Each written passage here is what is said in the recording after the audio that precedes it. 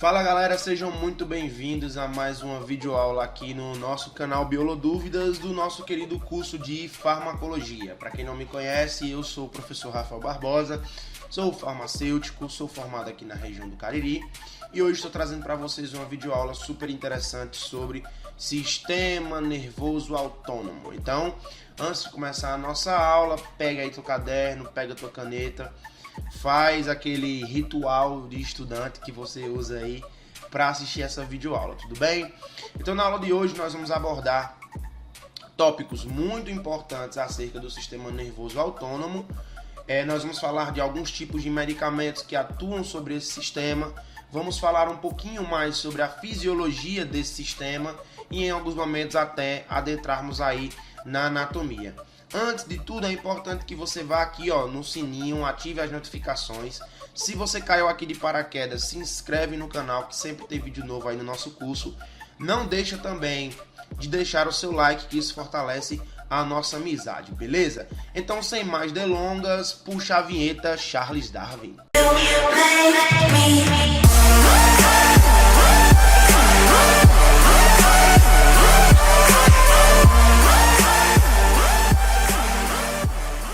Galera, falando um pouquinho para vocês, sobre o sistema nervoso autônomo, que é justamente o tema da nossa aula hoje.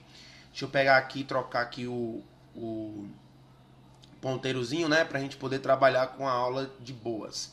O que é que acontece? O sistema nervoso autônomo, ele é uma parte do nosso sistema nervoso central, né, digamos assim. Digamos assim não, é uma parte do nosso sistema nervoso central que tem uma importância muito grande para a farmacologia. Diversos medicamentos que a gente vai discutir aqui hoje trabalham com esse sistema, né? Ou melhor, usam esse sistema como um mecanismo principal de atividade desses medicamentos, tudo bem? Então, o sistema nervoso autônomo, ele vai estar dentro do sistema nervoso central, e nosso sistema nervoso central, ele é responsável pelo quê, tio Rafas? Muito simples. O nosso sistema nervoso central, ele vai responder a todos os nossos estímulos. Então todos os estímulos que nós temos, ou que nós utilizamos, ou que a gente responde no ambiente, são advindos do sistema nervoso, né? Essencialmente o sistema nervoso central. Então nos seres humanos, a gente pode destacar aqui as sensações, que são importantes, como a questão de dor e calor. Dor principalmente, a gente sabe que os medicamentos hoje que a gente tem disponíveis, melhor dizendo, né? Os medicamentos que nós temos disponíveis, eles são, na maioria das vezes, estudados para a questão da dor, né? Utilizados como analgésicos.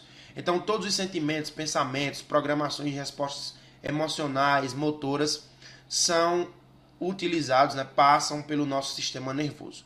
E dentro desse sistema nervoso, a gente tem o sistema nervoso autônomo, que é o foco da nossa aula hoje. Mas antes, é interessante que você entenda que o sistema nervoso autônomo, ele é uma parte do sistema nervoso central. E esse sistema nervoso autônomo, ele é dividido em duas grandes partes. Tio Rafas, quais são essas partes? Bem simples, meus amores. O sistema nervoso parasimpático e o sistema nervoso simpático. Essencialmente, esses dois sistemas, eles trabalham no que nós denominamos como é que eu posso explicar? A palavra me fugiu agora no pensamento. Mas enfim, esses dois sistemas, eles trabalham em conjunto. Basicamente, o que o simpático faz, o parasimpático desfaz, ou faz ao contrário. Exceto algumas funções que nós vamos discutir daqui a pouco. Então, exemplo. Enquanto o simpático, ele vai contrair, aliás, dilatar a pupila, né? O parasimpático vai contrair, tudo bem? Enquanto o parasimpático estimula a salivação, o simpático vai inibir a salivação. Da mesma forma acontece com os batimentos cardíacos. O parasimpático reduz os batimentos cardíacos, enquanto o simpático acelera esses batimentos cardíacos. Então, o que é que a gente costuma dizer? A gente costuma dizer que o sistema simpático, ele é um sistema ativado mediante situações de estresse. Tudo bem? A transmissão simpática, os neurotransmissores que nós vamos discutir daqui a pouco, simpáticos, eles vão atuar diretamente ativando esses sistemas que nós chamamos de sistemas de estresse. Enquanto que o parasimpático, ele é mais um sistema de descanso. Então você ativa geralmente o parasimpático na maioria das vezes quando você está no estado descansado. Tudo bem? Tio Rafas, para a gente entender como funciona o sistema nervoso central, o que é que eu preciso saber? Jovem, você precisa saber o que é uma sinapse. Os nossos neurônios, eles se intercomunicam entre si, então existe uma comunicação entre os neurônios. Só que essa comunicação ela acontece através do que nós chamamos de sinapses químicas. Tio Rafas, o que seria uma sinapse química? Sinapse química seria a transmissão de impulsos nervosos entre neurônios utilizando substâncias químicas. Então, por exemplo, nós utilizamos os neurotransmissores, que são substâncias que quando expelidas, digamos assim, né, quando liberadas pelos neurônios, elas levam determinadas informações que são super importantes para a gente poder entender como cada resposta do nosso organismo se posiciona, tá? Então, a maioria das sinapses utilizadas para a transmissão do sinal no sistema nervoso central são sinapses químicas. E isso, lembre-se que nós aqui estamos discutindo a espécie humana, tá?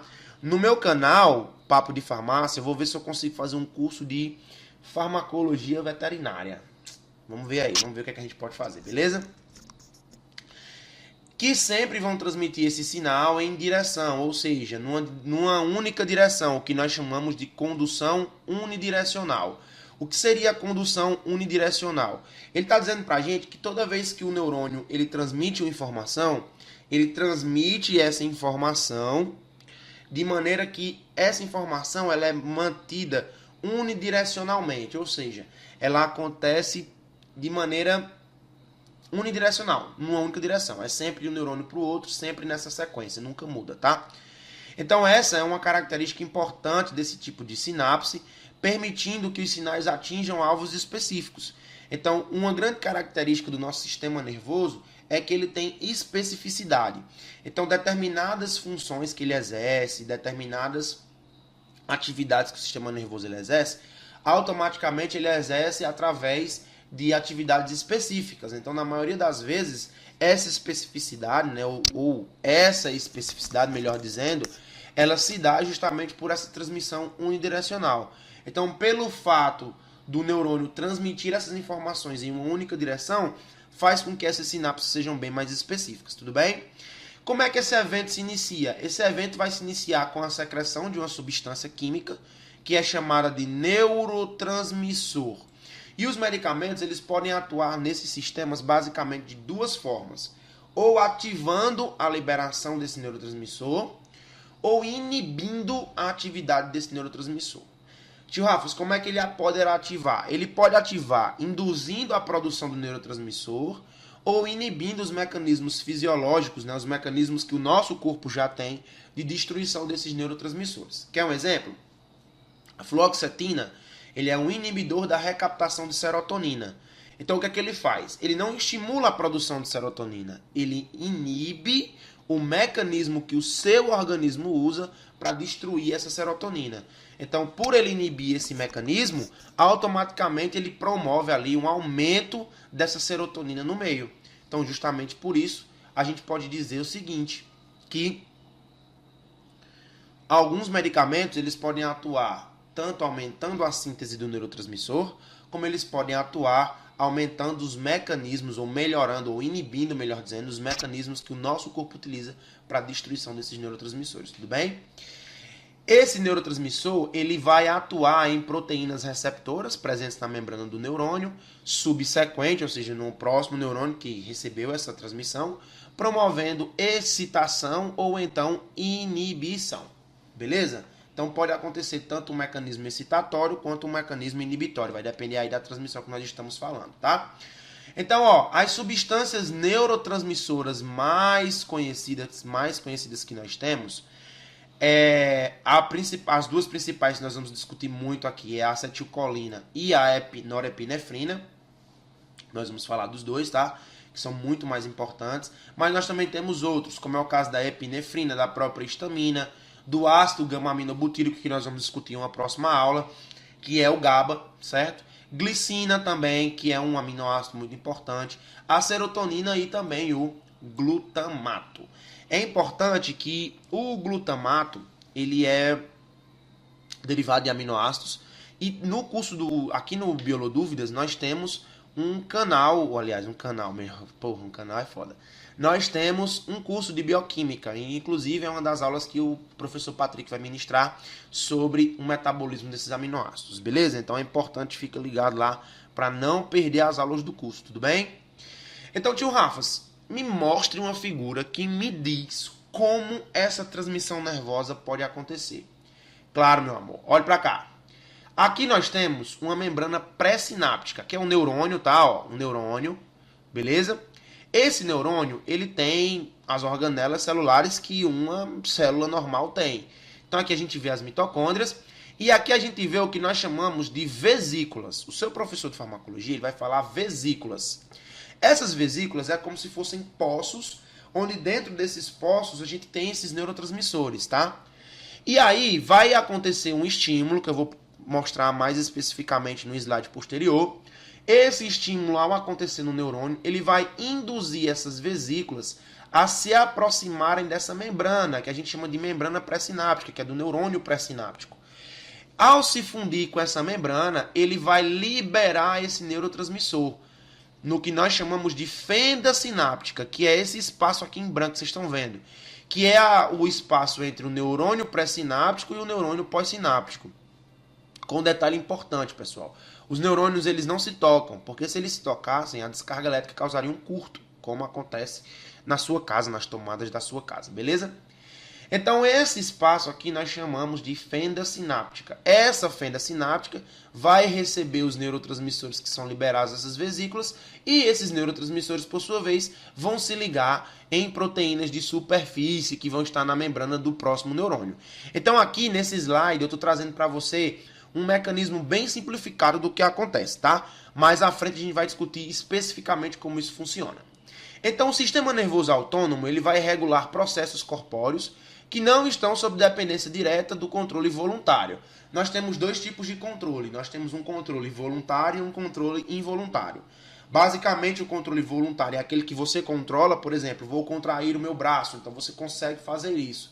Mas os controles involuntários, como alguns órgãos, que é o caso do coração, você não consegue controlar os batimentos. Espera aí que meu coração vai bater mais rápido. Não, ele não vai bater mais rápido, porque você quer. Precisa-se de um estímulo que você não controla. Então o sistema nervoso autônomo ele vai controlar os sistemas involuntários. E aqui eu trouxe para você o exemplo de algumas atividades involuntárias que a gente faz. Por exemplo, a respiração é involuntária, a frequência cardíaca é involuntária, a produção de urina é involuntária, o metabolismo hepático é involuntário. Então são diversas atividades que o nosso corpo desempenha que são involuntárias e que são controladas pelo sistema nervoso autônomo, beleza? Então imagine que você está lá de boa, esse cara aqui eu chamei ele de Patrick, beleza? Esse aqui é o Patrick. Não é nenhuma menção ao professor Patrick, longe de mim, mas qualquer atividade é mera coincidência. Então vamos dizer que Patrick viu um leão, beleza? Quando Patrick viu um leão, diversos mecanismos aconteceram com Patrick, tá? Diversos mecanismos. Dentre esses mecanismos, a gente pode destacar alguns. O olho de Patrick, teve ali alguma mudança? Teve. Ele ativou um receptor chamado de receptor alfa-1, onde nesse receptor alfa-1 ocorreu midríase. O olho de Patrick, a pupila de Patrick dilatou e essa pupila dilatada fez com que ele enxergasse melhor, entrasse mais luz. No coração, o receptor beta-1 recebeu um neurotransmissor que aumentou a frequência cardíaca e contratilidade. Para quê? Para que Patrick corra dali. Ele precisa de mais sangue nos tecidos. Como ele precisa de mais sangue, o coração precisa bater mais. As arteríolas de Patrick, que são aqueles pequenos vasos, né, que nós temos, ela teve uma contração, ou seja, houve uma vasoconstricção. Essa vasoconstricção também ocorreu pela atividade do receptor alfa-1 e a contração pelo receptor alfa-2. As vísceras abdominais também se contraíram, então isso é importante para quê? Isso é importante para que o indivíduo ele possa produzir mais energia, né, através da oxigenação desses órgãos, né? No músculo esquelético houve dilatação através da ativação do receptor beta-2. No pulmão houve broncodilatação para ele conseguir respirar melhor e poder correr. No fígado começou a gliconeogênese, ou seja, a produção de glicose a partir de substâncias que não são carboidratos. Então começou a produzir mais energia, que é para ele, ó, capar o gato dali. E no músculo esquelético nós tivemos um aumento da contratilidade e a quebra do glicogênio. Então começou a fazer glicogenólise para produzir mais energia e Patrick poder correr dali. Então esses diversos mecanismos que eu falei para vocês em cada órgão desse, acontecem de maneira involuntária. E esses sistemas são mediados pelo sistema nervoso autônomo, beleza? E após esse processo, o Patrick acaba correndo. Por quê? Porque a decorrência de todos aqueles efeitos que nós discutimos agora há pouco, que nós comentamos, vai resultar justamente na capacidade que ele vai ter de fugir daquela situação de perigo. Então o sistema nervoso autônomo ele vai possuir 2 neurotransmissores importantes, e esses neurotransmissores eu vou distribuir em 2, tá? Eu vou falar mais em 2. A noradrenalina, que vai controlar o sistema nervoso simpático, e a acetilcolina, que vai controlar o sistema nervoso parasimpático, tá? Então, sempre que eu falar de recepção colinérgica, lembra do receptor do sistema nervoso autônomo parasimpático. Sempre que eu falar para você de sistema nervoso simpático, lembra lá da noradrenalina. Tudo bem? Tranquilo até aí? Então, quais são os componentes centrais do sistema nervoso autônomo? Então, o hipotálamo está lá no sistema nervoso central, controlando a homeostase interna e estabelecendo padrões comportamentais. E as células fundamentais do sistema nervoso, nada mais, nada menos que são os neurônios, né? Que a função desses neurônios é sintetizar, armazenar, liberar, utilizar e inativar esses neurotransmissores, que são importantes para que o nosso organismo possa ali enviar diversas informações e essas informações serem processadas da maneira correta, beleza? Então a sinapse química é basicamente aquele processo que a gente já discutiu de maneira bem superficial e que a gente vai aprofundar daqui a pouco nos próximos slides, tudo bem? Então lembre-se que os neurotransmissores eles estão armazenados em vesículas e nós chamamos essas vesículas de vesículas pré-sinápticas, porque ainda não foi liberado o neurotransmissor e essas vesículas estão dentro do neurônio pré-sináptico. Essas vesículas elas vão ser importantes para a liberação do neurotransmissor. E existem 3 tipos de vesículas, tá? As vesículas agranulares, que são aquelas que não possuem grânulos, que são associadas à acetilcolina. As granulares pequenas, que liberam noradrenalina. E as granulares grandes, que vão liberar tanto a noradrenalina como a serotonina, como outros, como é o caso da histamina, por exemplo, né? A histamina também é liberada nessas granulares grandes, lá nos mastócitos e nos eosinófilos, tudo bem? Então existem esses 3 tipos de vesícula que o teu professor pode cobrar. Basicamente, essa figurinha aqui resume como funciona a excreção do mensageiro no neurotransmissor, no caso, né? De um neurônio pré-sináptico. Então, basicamente, vai haver uma despolarização pela entrada de cálcio. Basicamente é isso que acontece. Então o cálcio entra. Ao entrar esse cálcio, a concentração dele internamente aumenta.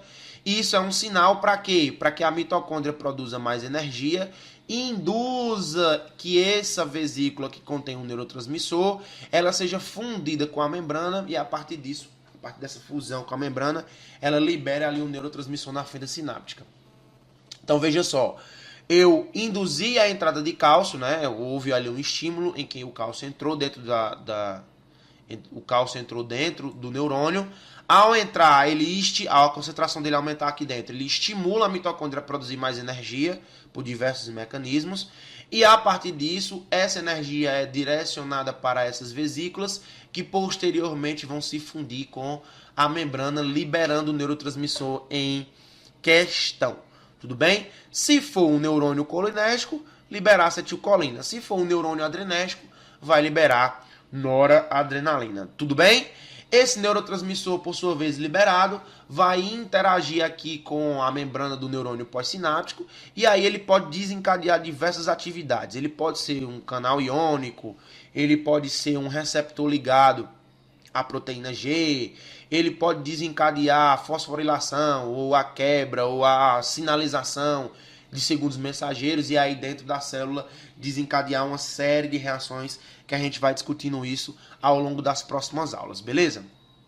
Então, como a gente já comentou, os neurotransmissores é uma substância química liberada pela terminação nervosa, né? e eles vão interagir com receptores específicos, estimulando ou inibindo a célula. Exemplo de funções: contração e relaxamento muscular, secreção ou inibição de substâncias quando está se tratando de uma glândula, estimula a produção de enzimas, de hormônios, regulam o sistema nervoso central, além de regular outras funções, como é o caso de movimento, comportamento, vida afetiva, transtornos diversos, enfim.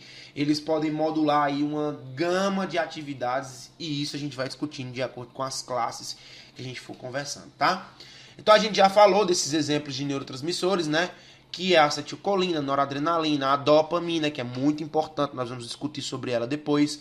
A adrenalina, o GABA, que é o receptor, que é o ácido gama-aminobutírico, algumas endorfinas importantes, serotoninas e substância P, que é muito importante lá nos anestésicos, beleza? Então o sistema nervoso autônomo, ele tem isso, ele tem um neurônio pré-ganglionar, que é o neurônio pré-sináptico. Esse neurônio pré-sináptico manda neurotransmissores para o neurônio pós-ganglionar, que automaticamente segura esses neurônios e desencadeia uma transmissão nervosa específica para aquele problema ou para aquela situação. Que o tecido-alvo dessa sinalização pode ser o músculo liso, pode ser o músculo esquelético, pode ser glândulas, enfim. Podem ser diversas vias, né? Diversos caminhos.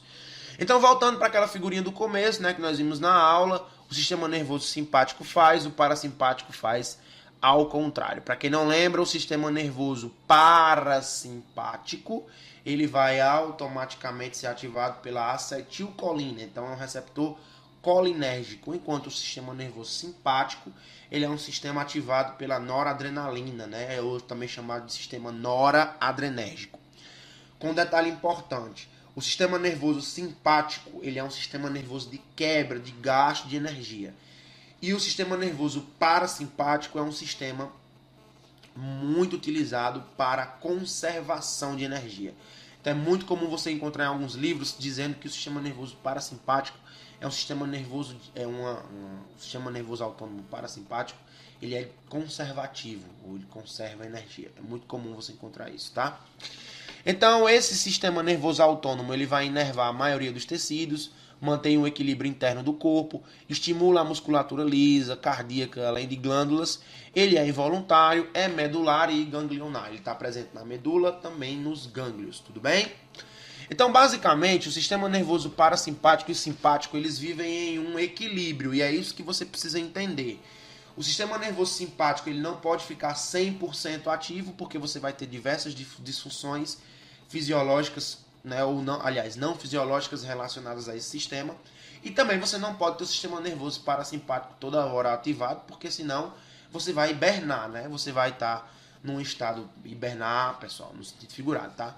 Você vai estar sempre em estado conservativo. Então existe um equilíbrio ali, um meio termo.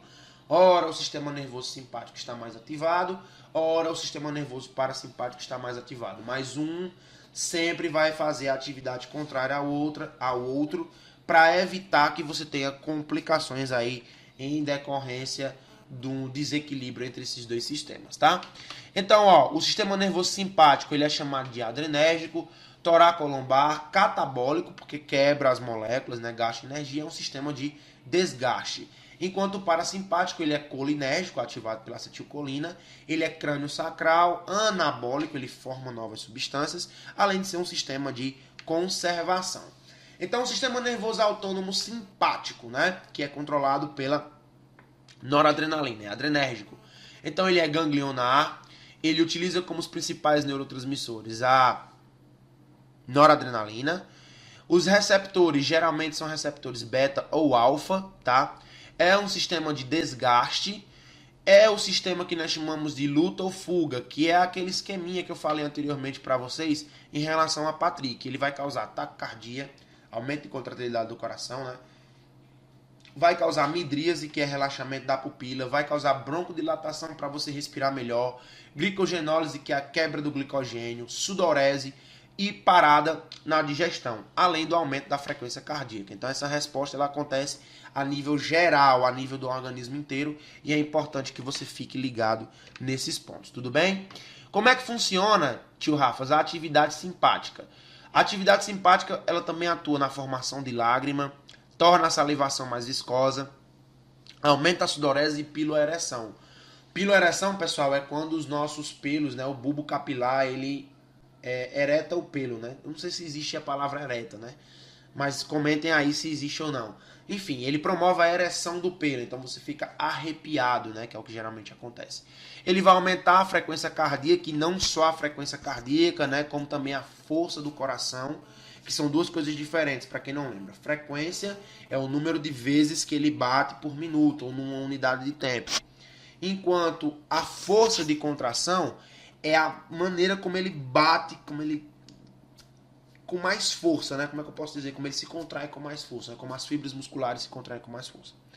Certo? Relaxa a musculatura lisa, reduz o peristaltismo do trato gastrointestinal, aumenta a contração da musculatura dos esfíncteres gastrointestinais, evitando que você tenha ali atividades de defecação, por exemplo, durante a ativação desse sistema. Relaxa a bexiga e contrai o esfíncter interno.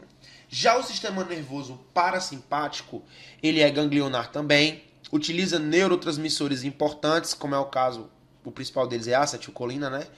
Além de receptores, como é um sistema de conservação, os receptores são chamados de colinérgicos, tá? Um sistema de conservação, ele vai economizar energia, ele é ativado geralmente no estado de descanso, é muito funcional e a resposta dele é local, não é como o sistema autônomo, né? Sistema nervoso autônomo simpático, que a resposta acontece a nível organizacional como um todo, né? Então, o aumento da atividade parasimpática causa bronco é de lascar, bronco no olho, é um pulmão no olho que o cara tem, né? Constrição pupilar, né? Vai contrair, que é a miose, né? Secreção lacrimal aumenta, secreção salivar mais fluida, menos viscosa, tá? O papel do nervo vago sobre o coração, brônquios e vísceras do trato gastrointestinal, que é o próximo slide que nós vamos discutir, causa vasodilatação e entumecimento, no caso do pênis e clitóris, que é a ereção. No momento em que você tem uma ereção que você relaxa, essa ereção acontece por uma ativação parasimpática, né? Através do sistema colinérgico. Então, as diferenças entre eles é o que é mais importante você discutir nesse momento. Na tua prova de farmacologia, possivelmente o professor vai te colocar uma questão dessa, né? Para você discutir as diferenças entre os dois, tá? Então, as diferenças anatômicas, né? A localização dos dois é pré-ganglionar, dos glândulos autonômicos, extensão das fibras pré-ganglionares e pós-ganglionares. Isso aí é só uma maneira de falar sobre aquele neurônio pré-sináptico e pós-sináptico, beleza? Farmacológicas, um utiliza fibras colinérgicas, outro utiliza uma via adrenérgica. Fisiológicas, eles agem antagonicamente. O que o simpático faz, o parasimpático faz ao contrário, lembrando que eles sempre vão estar em um estado de homeostase. Eles sempre vão estar equilibrados para que o seu organismo não tenha nenhuma disfunção em decorrência do aumento ou da diminuição da atividade de um desses sistemas, tá? Então, em cada órgão desse, o simpático e o parasimpático vai trabalhar de maneira distinta. Então, por exemplo, na íris, o simpático ocasiona a dilatação da pupila, que é a midríase. O parasimpático, constrição, que é a miose.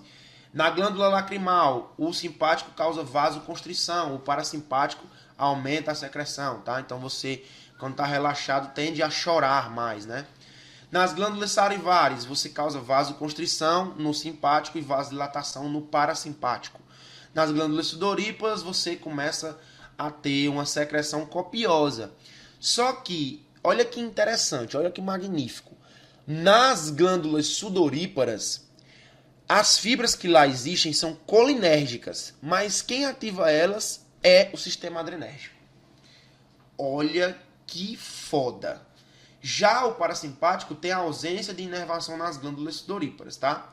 Nos músculos eretores do pelo, o simpático faz a ereção do pelo, enquanto o parasimpático não tem nenhum tipo de inervação. No coração, o simpático causa a aceleração do ritmo cardíaco, enquanto o parasimpático diminui o ritmo cardíaco. Nos brônquios ocorre dilatação dos brônquios, no parasimpático ocorre constricção dos brônquios. No tubo digestivo, né, vai ter diminuição do peristaltismo e fechamento dos esfínteres. E no parasimpático, aumento do peristatismo e abertura dos esfínteres, que é aquele estado relaxado que você vai se encontrar, beleza? Na bexiga, o simpático vai ter pouca ou nenhuma ação. O parasimpático vai contrair a parede, promovendo o esvaziamento, que é no estado de descanso. Nos órgãos genitais, o simpático causa vasoconstrição, enquanto o parasimpático causa vasodilatação. Veja que todas as atividades são antagônicas, tá? Na glândula suprarrenal aumenta a secreção de adrenalina e o parasimpático não tem nenhuma ação, tudo bem? Já nos vasos sanguíneos, o parasimpático não tem nenhuma inervação, mas o simpático causa vasoconstrição a partir dos receptores alfa, beleza? Aqui eu trouxe para vocês o receptor, né? O receptor que se usa, e trouxe também, em adendo a isso, trouxe para você de onde é que ele vem e o local de síntese. Então, a acetilcolina, ela vem de onde? A acetilcolina, ela vem da colina, beleza? E ela é sintetizada no sistema nervoso central, nos nervos parasimpáticos. A serotonina e a 5-hidroxitriptamina, que é a 5-HT, ela deriva do triptofano e é sintetizada no sistema nervoso central, além de outras células, tá? O GABA, que é o ácido gama-aminobutírico, vem do glutamato e é sintetizado no sistema nervoso central. O glutamato também, o aspartato também, são todos aminoácidos, tá? A glicina é sintetizada na espinha dorsal, mas também pode acontecer de ser sintetizada no sistema nervoso, tá? Muito raramente. A histamina deriva da histidina, né? Que também é um aminoácido. E o local de síntese dela é no hipotálamo. O metabolismo da epinefrina, ela deriva da tirosina, acontece na medula adrenal e em algumas células do sistema nervoso central. A norepinefrina vem da tirosina e ela está presente no sistema nervoso central e em nervos simpáticos. A dopamina deriva também da tirosina e é sintetizada no sistema nervoso central. A adenosina vem do ATP, é sintetizada nos nervos periféricos. O próprio ATP pode atuar como um sinalizador, né, como transmissor, e nervos simpáticos sensoriais e entéricos, além do óxido nítrico, que vem da arginina e é sintetizado no sistema nervoso central e no trato gastrointestinal. Beleza, galera? Então essa foi mais uma aula aqui do seu canal Biolodúvidas, né? Agradecendo aí mais uma vez ao espaço do professor Patrick Gomes. O canal está crescendo muito, então é essencial que você que assistiu esse vídeo, se essa videoaula serviu para você, pelo amor de Deus, não esquece de deixar o like, não esquece de se inscrever, não esquece de ajudar o canal compartilhando essas aulas. Aqui na descrição também vai ter aí o cronograma completo do curso, do que virão nas próximas aulas, tá? E é interessante demais que você faça uma coisa por nós. Siga o nosso Instagram, a gente sempre está colocando lá algumas curiosidades do mundo da biologia, né? Principalmente o Patrick lá movimenta muito bem o Instagram. Se você quiser me seguir no Instagram pessoal, tá aqui embaixo também um link na descrição, Rafael_Barbosa com 2 As. Então me segue lá, deixa o seu comentário, diz se gostou da aula, qualquer dúvida manda lá no direct do Instagram, ou então manda aqui pro professor Patrick que a gente responde de boa, beleza? Então, muito obrigado por ter ficado até aqui, foi boa, valeu e falou!